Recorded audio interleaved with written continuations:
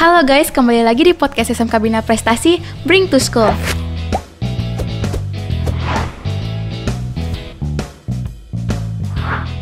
Dengan saya Lydia Damayanti dari kelas 10 TKP.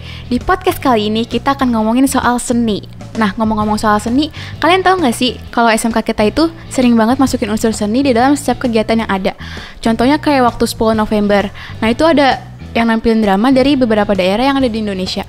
Terus waktu pas Art Festival, nah dari namanya aja udah seni banget. Nah terus di Art Festival itu banyak banget yang nampilin tari tradisional, terus funny dance, karaoke, band, dan fashion show.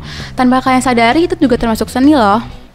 Nah, daripada penasaran kenapanya, mending langsung tanya sama guru tercinta kita, yaitu Bu Eha. Halo Ibu, apa kabar? Halo, kabar baik. Alhamdulillah, assalamualaikum. Alhamdulillah, waalaikumsalam. Nah, jadi kenapa sih Bu SMK kita itu sering banget nampilin unsur seni di dalam setiap kegiatan yang ada? Baik, kenapa sih sekolah kita itu selalu menampilkan unsur seni dalam sebuah kegiatan atau dalam beberapa kegiatan?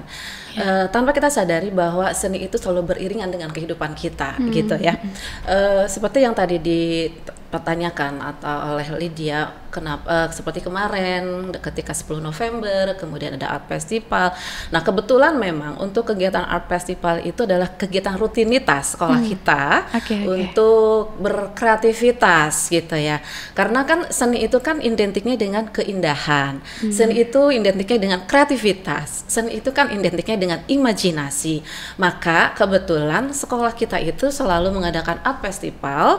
Nah, selain memang itu adalah untuk menyalurkan bakat minat siswa dan tentunya juga untuk menampilkan kreativitas dari seluruh siswa.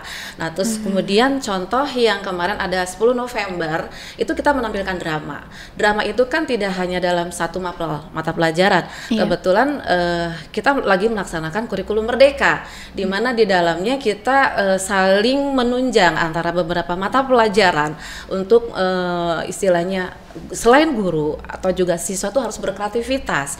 Maka kemarin ada penampilan drama di acara 10 November itu bukan hanya di seninya saja, tetapi ada mata pelajaran lain yang mencakup di dalamnya, yaitu ada sejarah, ada PKN, ada bahasa Sunda, dan kebetulan seni di dalamnya juga ada gitu.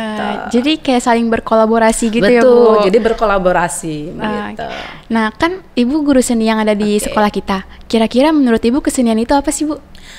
Kesenian itu adalah sebuah kreativitas, kayak kesenian itu adalah sebuah sarana kreativitas kita untuk mengekspresikan rasa yang ada di dalam diri kita. Jadi kayak kalau misalkan kita lagi emosi atau lagi berperasaan apa, kita bisa mengekspresikan diri lewat seni ya Bu? Betul, betul sekali. Jadi karya-karya itu kan tergantung dari ekspresi kita. Ketika kita sedih, kita bisa mengekspresikan karya tersebut, bahwa orang akan melihat bahwa itu adalah kita lagi sedih. Kita bahagia mengekspresikannya, orang juga akan melihat kita sedang bahagia tentunya, seperti itu. Nah Bu, kan seni itu adalah ekspresi diri kita. Nah, kira-kira seberapa pentingnya seni bagi kehidupan dan diri kita sendiri? Baik, tentu penting sekali ya. Seni itu pentingnya kenapa? Karena di dalam seni itu kita bisa mengatur emosi kita, kemudian kita juga bisa peka terhadap lingkungan, gitu, seperti itu. Kemudian seni juga sebagai selain sarana ekspresi, tentunya juga mengembangkan kreativitas kita juga gitu.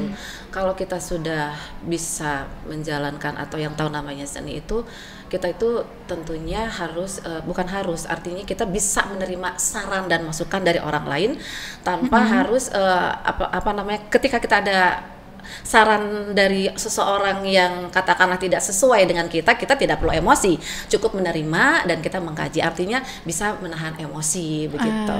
Gitu. Nah, kan yang saya tahu itu seni itu banyak jenisnya, macamnya dan contohnya ya.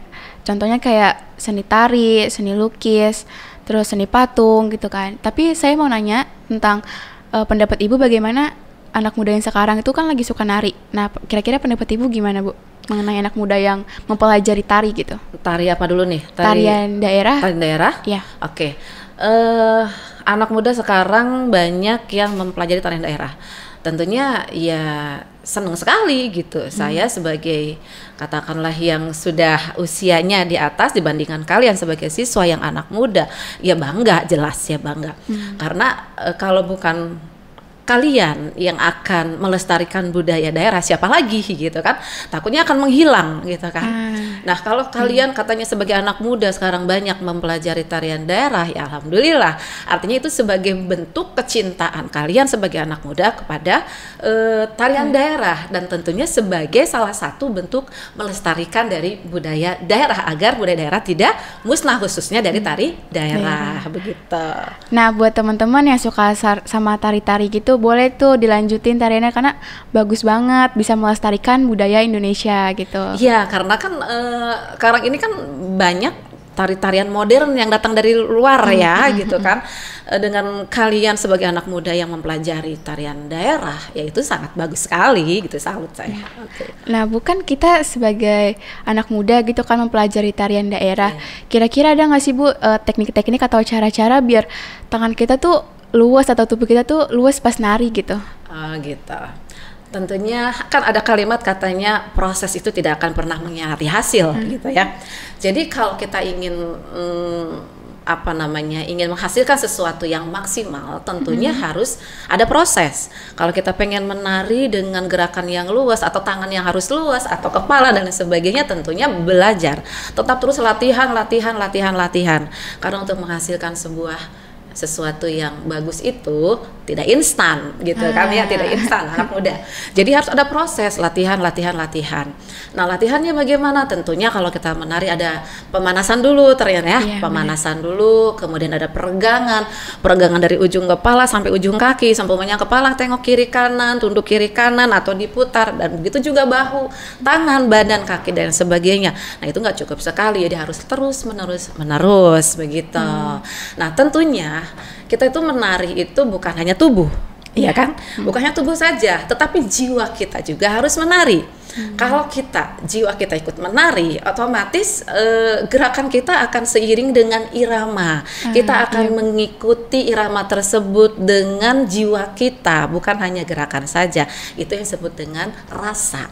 Nah, ekspresi wirasa. Jadi kita tuh tidak hanya badan yang bergerak saja, tetapi jiwa kita juga ikut menari. Itu sebetulnya kunci utama kalau kita menari.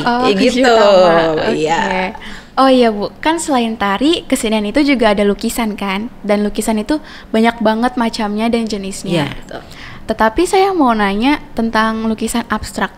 Nah, menurut Ibu lukisan abstrak tuh kayak gimana sih Bu? Oke, lukisan abstrak itu sebuah lukisan yang kontemporer ya, yang memang kadang-kadang kita yang melihatnya itu tidak mengerti apa maksud dan tujuannya, bentuknya kayak apa. Memang lukisan abstrak itu tidak ada bentuk yang ada di dunia ini, gitu. Jadi lain daripada yang lain. Tetapi ada yang mengatakan bahwa lukisan abstrak itu merupakan lukisan ekspresionisme. Jadi betul-betul apa yang ada di dalam diri si pelukis tersebut diungkapkan saja melalui goresan-goresan. Jadi tidak memperlihatkan bentuk objek yang nyata seperti menggambar muka orang gitu, jelas ada matanya, ada hidungnya, ada mulut dan lain sebagainya, atau menggambarkan binatang, itu jelas menggambarkan binatang, mungkin ada kepalanya, ada tanduknya, ada telinga dan lain sebagainya. Nah, untuk lukisan abstrak itu bentuk-bentuk yang tidak memang terlihat nyata ada di dunia ini gitu, seperti itu. Kadang ibu suka pernah memberikan tugas kepada siswa untuk melukis gitu kan. Ada beberapa jenis-jenis atau aliran dalam seni lukis. Ada siswa itu yang inginnya, Bu, saya mau melukis abstrak. Saya bertanya, kenapa lukisan abstrak? Karena gitu kan. Jawabannya simpel, karena asal Bu, coret-coret gitu ya kan. Padahal tidak. Untuk menjadi seorang yang pelukis abstrak atau kita belajar melukis abstrak itu tidak mudah. Mereka bisa menjadi seorang pelukis abstrak itu dengan tentunya waktu yang jangka panjang. Dia mencoba dan memang dia mempunyai keahlian di dalam melukis sehingga akhirnya menjadi lukisan abstrak gitu. Dia tahu teknik-tekniknya seperti apa gitu. Tidak mudah gitu. Oke. Nah, bukan jadi lukisan abstrak itu kayak ngasal gitu dilihatnya. Kelihatannya seperti kan itu. Ya, ngasal. Iya. Nah terus habis itu kenapa sih Bu rata-rata tuh lukisan yang kayak abstrak aneh gitu itu mahal? Mahal. Oke. Karena pertama yang mahalnya itu usia. Usia lukisan tersebut semakin tua, mungkin usianya puluhan atau ratusan tahun, itu pasti akan mahal, gitu. Terus yang kedua adalah siapa pelukisnya, bagaimana riwayatnya. Artinya siapa pelukisnya itu, riwayatnya itu gimana? Dia tuh mempunyai pengalaman-pengalaman yang luar biasa. Dia sudah melakukan pameran dan memang mungkin lukisannya juga sudah terkenal di dunia, maka akan lebih mahal. Kemudian lukisan tersebut memiliki makna tertentu, punya memakna. Jadi yang hanya orang-orang yang memang mengerti tentang seni, khusus yang tentang lukisan, yang tahu bahwa ini adalah lukisan abstrak yang memiliki arti atau makna tertentu, gitu kan, tahu apa yang akan disampaikan oleh si pelukis tersebut, gitu. Terus yang selanjutnya itu diakui oleh kolektor, gitu. Itu lukisan abstrak jadinya mahal. Nah, buat kalian yang penasaran kenapa lukisan itu mahal, nah jadi itu faktor-faktor yang mempengaruhi lukisan tersebut menjadi mahal. Nah Bu, kan biasanya kita sebagai anak muda sering banget ngeliat lukisan, terus habis itu karya-karya orang gitu. Dan salah satu contohnya itu udah banyak banget tempat yang sekarang tuh menyediakan fasilitas tersebut. Contohnya kayak museum gitu, museum art. Nah kira-kira menurut Ibu peranan museum bagi anak muda di zaman sekarang itu kayak gimana sih Bu? Peranan museum ya? Peranan museum itu bukan hanya untuk anak muda, untuk kita semua, mungkin dari anak-anak sampai yang tua gitu kan. Iya, benar-benar. Yang pertama adalah sumber informasi, jelas, sebagai sumber informasi. Kemudian kedua sebagai sarana pengetahuan, wawasan. Dengan kita mendatangi museum, kita yang tidak tahu menjadi tahu bagaimana riwayatnya satu karya tersebut, mungkin diciptakan tahun berapa, siapa yang menciptakannya, tujuannya apa, jadi kita tahu gitu. Dan tentunya sebagai sarana rekreasi, dan gitu, sebagai sarana rekreasi, sumber informasi, sebagai sarana pendidikan juga untuk kita sebagai generasi muda lah khususnya, begitu. Nah kira-kira gimana Bu pendapat Ibu mengenai sekarang tuh museum yang didominasi oleh remaja gitu? Museum didominasi pengunjung oleh remaja ya, anak-anak muda gitu. Bagus sih. Ya artinya mereka itu mau tahu tentang karya-karya para seniman-seniman. Ya khususnya kita di seninya ya gitu kan. Mereka pengen tahu bagaimana hasil karyanya, bentuknya dan sebagainya. Bagus, artinya kan mereka punya jiwa yang ingin melestarikan paling tidak gitu. Jangan sampai museum akhirnya yang tidak ada pengunjungnya, ya sayang sekali. Karena kan pemerintah itu membuat museum kan fungsi dan tujuannya kan untuk informasi. Kan buat anak muda. Benar-benar. Ya menambahkan wawasan juga bagi mereka gitu. Ya bagus, ya sangat apresiasi sekali saya untuk anak-anak muda yang selalu datang kepada museum-museum art gitu. Nah sekarang ke pertanyaan terakhir nih Bu. Kira-kira dari banyaknya seni yang ada, Ibu paling suka seni apa sih Bu? Sebetulnya Ibu suka seni semuanya sebenarnya, ya suka semua. Cuma memang yang tidak bisa itu drama. Karena Ibu nggak bisa acting. Seni musik Ibu suka, seni tari Ibu suka, seni rupa Ibu suka. Tapi yang lebih mudah bagi Ibu, karena cukup Ibu sendiri yang membawanya itu menyanyi jelas. Jelas. Nari Ibu bisa, cuma nggak terlalu luwes karena memang kalau nari kan memang harus banyak bergerak ya. Melukis juga sama, imajinasi kita banyak bekerja. Tapi yang lebih mudah adalah dan memang ini disukai sama Ibu ya menyanyi gitu. Dan itu juga termasuk hobi nggak sih Bu? Kira-kira? Bisa. Hobi, memang hobi. Jadi karena hobi, makanya ya terbiasa. Gitu. Jadi ya enjoy di sana gitu. Oh ya, bukan Ibu suka nyanyi ya. Kira-kira boleh nggak sih Bu sedikit aja gitu nyanyi buat kita semua? Aduh, seru nyanyi ya? Iya Bu. Saya coba sedikit saja ya lagu Sempurna judulnya. Bu nyontek boleh dikit. Sempurna nih lagu kesukaan kalian kan pasti. Iya, pastinya. Kau begitu sempurna, di mataku kau begitu indah, Kau membuat diriku akan selalu memujamu. Bagus banget. Kira-kira Ibu udah nyanyi kayak gini sejak kapan Ibu belajarnya? Kalau ibu sebetulnya dari kecil sudah terbiasa menyanyi karena kebetulan memang orang tua juga suka seni gitu kan. Cuma memang diasahnya ketika ibu kuliah kemarin di STSI Bandung gitu. Berarti Ibu belajar nyanyi ini belajar sendiri, kursus atau gimana itu Bu?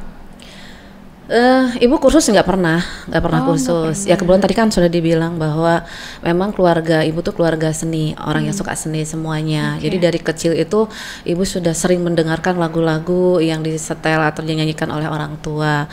Secara kursus tidak, tetapi ibu mendapatkan pembelajaran teknik tentang tekniknya ya, entah teknik vibra dan lain sebagainya itu ketika kemarin ibu kuliah di SSI Bandung, itu saja sih gitu.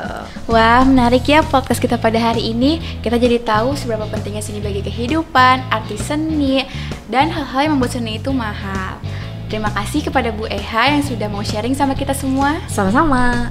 Dan bagi teman-teman yang suka seni, tetap berkreativitas dan yang terpenting adalah percaya diri.